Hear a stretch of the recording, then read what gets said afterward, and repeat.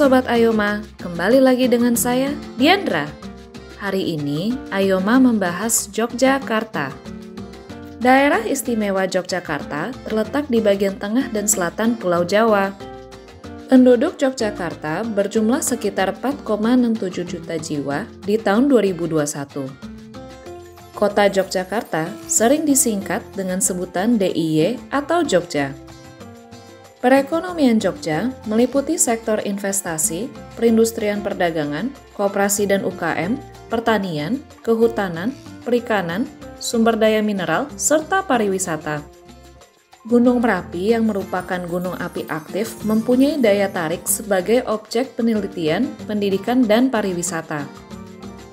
Walaupun terjadi beberapa bencana alam besar di dekat Jogja di tahun 2006, 2010, dan 2014, seperti gempa bumi, erupsi Gunung Merapi, dan erupsi Gunung Kelut, namun pariwisata Jogja tetap populer. Tempat wisata yang terkenal termasuk Candi Borobudur, pantai-pantainya, Goa Jomblang, kebun binatang yang memiliki kadal besar Komodo, Taman Sari, Candi Prambanan, dan Universitas Gadjah Mada. Ada pula banyak tampilan tradisi Jawa, seperti gamelan musik tradisional, karawitan, pertunjukan wayang kulit, sekaten, sendra tari Ramayana, seni tari, dan upacara labuhan. Jogja sebagai kota pelajar menyediakan aneka macam makanan dengan harga cukup murah dan tersedia sampai malam hari. Tempat-tempat kuliner berlokasi di Jalan Malioboro, Pasar Beringharjo, Alun-Alun Utara, dan banyak lain. Gudeg merupakan makanan khas Jogja. Kuliner lain termasuk bakmi Shibitsu, mie letek, sate klatak, tengkleng gajah, brongkos, bakmi Jawa, lotek tetek, gatot, jadah tempe, dan walang goreng. Oleh-olehnya termasuk gudeg kaleng, tiwul, peyek tumpuk, wedang uwuh, keripik belut, coklat monggo, oseng mercon kaleng, walang goreng, geblek, dan bakpia patok. Salah satu permasalahan di Jogja adalah kemiskinan yang masih tergolong tinggi. Masalahnya adalah kemampuan daya beli yang masih rendah, serta penyediaan perumahan untuk masyarakat yang berpenghasilan rendah itu tidak cukup. Keterbatasan lapangan pekerjaan membuat masyarakat tidak dapat memenuhi kebutuhannya.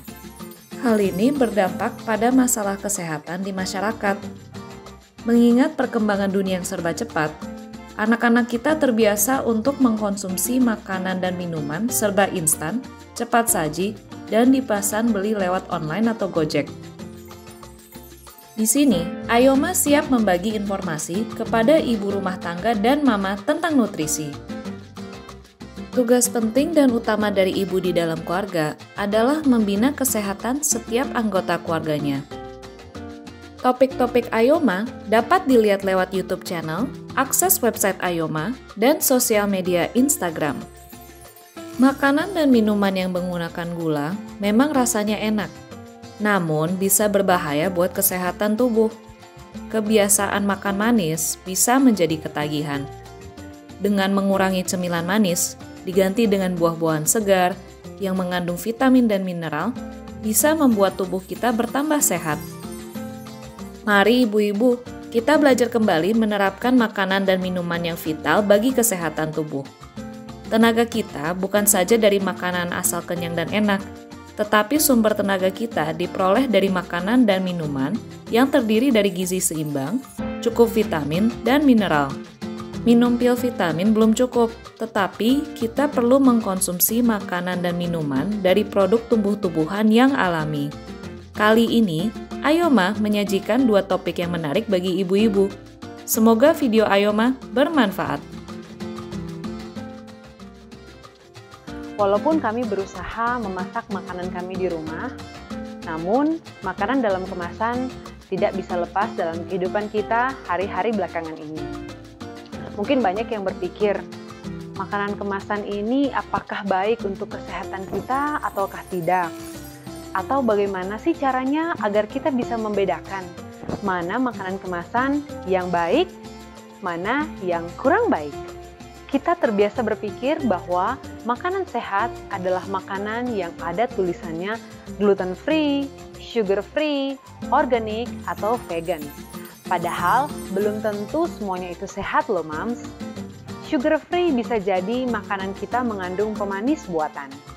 Sebaiknya kita tidak terkecoh dengan bahasa marketing dan melihat makanan dari labelnya. Nah Mams, apa saja sih yang perlu dan harus kita perhatikan dari makanan kemasan? Yang pertama, nutrition information atau tabel nutrisi. Tabel nutrisi biasanya menjelaskan berapa banyak takaran saji yang ada dalam kemasan, beserta nilai nutrisi yang ada dalam makanan yang kita beli tersebut. Di situ kita bisa mendapatkan informasi tentang berapa banyak kalori, karbohidrat, protein, lemak, serta kandungan vitamin dan mineral. Saya biasanya menghindari makanan yang memiliki kandungan gula atau lemak trans atau lemak jenuh yang terlalu tinggi, karena tidak baik bagi kesehatan anak-anak kita tentunya. Yang kedua, yaitu dari komposisi. Daftar komposisi menjelaskan bahan apa saja yang terkandung dalam makanan kemasan. Banyak makanan olahan produksi UKM belum mencantumkan tabel nutrisinya. Namun, biasanya mereka minimal sudah mencantumkan komposisi. Tinggal kita yang rajin memilah sesuai dengan kebutuhan kita. Nah, daftar komposisi ini mencantumkan daftar zat aditif atau bahan tambahan pangan. Ada perasa, pewarna, penyedap, pengawet, pengemulsi, penstabil, penambah aroma, pengental, dan lain sebagainya. Seperti namanya, perasa yaitu untuk menambahkan rasa pada makanan agar lebih enak. Pengemulsi membantu menyatukan minyak dengan air, seperti dalam mayones misalnya. Penstabil membantu produk ini mempertahankan bentuknya agar tidak kembali terpisah. Nah, pengawet membuat makanan bertahan lama dan tidak cepat rusak. Pewarna membuat warna makanan menjadi lebih menarik. Biasanya, bahan tambahan pangan yang ada dalam suatu makanan kemasan hanya ditambahkan dalam jumlah yang kecil. Masih tentu saja dalam batasan yang diperbolehkan oleh BPOM. Namun, kecil-kecil gini, apabila dikonsumsi secara terus-menerus, tentu saja akan menjadi bukit. Itulah sebabnya konsumsi makanan dalam kemasan tidak baik atau tidak disarankan apabila dilakukan secara berlebihan. Nah, bagi Mams di rumah, sebisa mungkin agar kita bisa mencari makanan dalam kemasan yang tidak banyak mengandung zat aditif ini. Membiasakan diri untuk membaca label makanan memang agak ribet ya Mams, bisa bikin waktu belanja kita akan lebih panjang. Tapi hal ini perlu dilakukan agar kita tidak mudah terkecoh dengan bahasa marketing dan makanan dengan produk yang suka pura-pura sehat. Semoga video tentang label makanan ini bisa membantu Anda memilih makanan yang baik untuk anak-anak kita. Berdasarkan International Diabetes Federation, Indonesia menduduki peringkat ke-7 dari 10 negara dengan pasien diabetes tertinggi. Prevalensi pasien diabetes di Indonesia mencapai 6,2%, yang artinya ada lebih dari 10,8 juta pasien diabetes per tahun 2020. Penderita pasien diabetes di Indonesia adalah pasien penderita diabetes tipe 2, yang artinya disebabkan oleh pola hidup yang tidak sehat seperti mengkonsumsi makanan dan minuman yang tinggi gula. Nah, hari ini kita akan berbincang dengan seorang tamu yang mengalami kondisi pre-diabetes, yaitu Diandra. Halo Diandra, apa kabar? Halo, thank you ya sudah diundang. Iya. Nah, sekarang kita akan berbincang bagaimana sih artinya pre-diabetes itu sebenarnya apa sih Diandra? Jadi pre-diabetes adalah kondisi di mana gula darah kita tuh udah melebihi batas normal. Tapi memang belum seburuk diabetes tipe 2.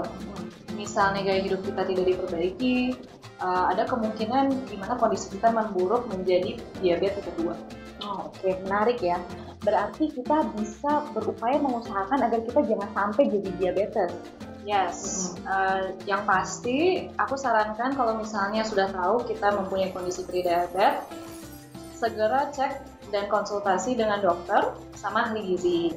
Selain itu, memang kami dapat mengubah gaya pola hidup agar kita dapat mencegah kondisi kita memburuk lebih banyak. Jadi dari makanan ya. Kalau dari makanan sehari-hari, makanan kita apa sih yang Diandra konsumsi? Jadi sebetulnya sangat simpel. Aku prioritaskan makanan yang berserat tinggi sama yang glycemic indexnya rendah. Jadi beberapa contoh kalau karbohidrat seperti beras merah, ubi, kentang, gandum yang utuh, bukan yang instan. Sama buah-buahan, sayuran yang variasi, dan juga protein yang kalau bisa lemaknya yang rendah. Jadi mungkin contohnya seperti dada ayam, tempe, quinoa, edamame, itu sumber protein yang baik. Nah, kalau dari buah-buahan kita ini kan mengandung gula ya, itu berarti Diandra gimana memilah-milahnya? Jadi walaupun manis, bukan berarti glycemic indexnya tinggi. Jadi mungkin aku bisa kasih beberapa contoh. Buah papaya, buah belimbing, buah naga, itu adalah buah-buah yang glycemic indexnya rendah. Memang setiap orang badannya beda ya. Jadi selalu harus memeriksa apa yang baik untuk tubuh kita sendiri. Jadi aku sarankan tiap orang harus cek what works for them. Nah, kalau dari makanan yang dihindari apa itu? Kalau makanan aku coba hindarin yang diproses sama yang glycemic indexnya tinggi. Jadi mungkin contoh seperti nasi putih, roti tawar, yang tadi aku sempat mention, gandum oats instan, sama makanan-makanan yang kalengan. Jadi mungkin daging kalengan, buah kalengan, karena itu biasanya ada banyak bahan pengawet, garam sama gula tambahan. Sama juga untuk cemilan aku hindari gorengan, sama kue-kue yang banyak tepung terigu sama gula tambahan. Lalu bagaimana dengan minuman? Aku coba minum air 2 liter tiap hari. Kalau pagi aku tambahin lemon, sama kalau malam aku minum air pare atau teh herbal.